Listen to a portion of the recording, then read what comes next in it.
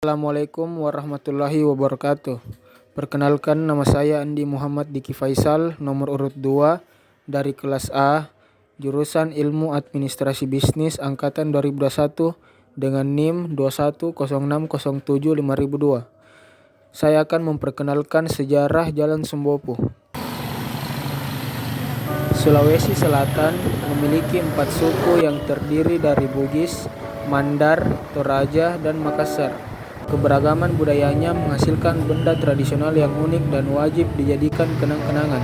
Untuk mendapatkannya, kamu tak perlu repot mengelilingi Makassar, cukup berkunjung ke pusat oleh-oleh di Sembopo. Namanya diambil dari salah satu benteng terkuat di Sulawesi Selatan, Benteng Sembopo. Dulunya, benteng ini juga menjadi pusat perdagangan rempah-rempah sebelum diserang oleh VOC. Pemerintah setempat berniat membuat hal yang sama dan meresmikan kawasan ini sebagai sentral oleh-oleh pada tahun 1970. Hingga kini Sembopo tak pernah sepi pengunjung.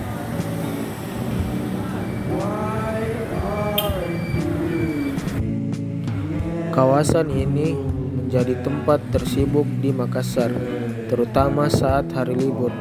Tak heran, Sembopo merupakan pusat oleh-oleh terbesar di Sulawesi Selatan. Sepanjang jalannya dipenuhi toko oleh-oleh tradisional, mulai dari kerajinan tangan sampai makanan khas. Ada peci Bugis, kain tenun Toraja, bahkan sampai minyak gosok cap tawon yang terkenal.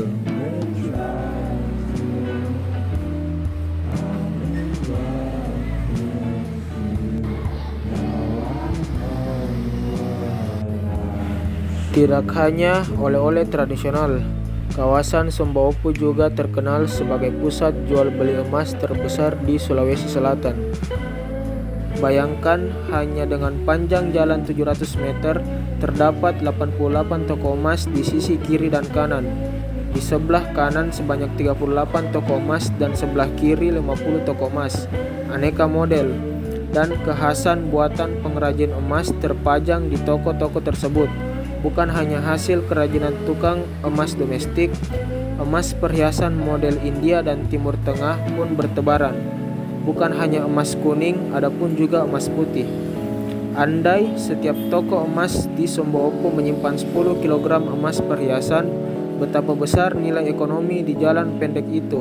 Belum lagi nilai barang toko-toko lainnya, semisal toko jam tangan yang harga satuannya bisa mencapai 100 juta rupiah per unit.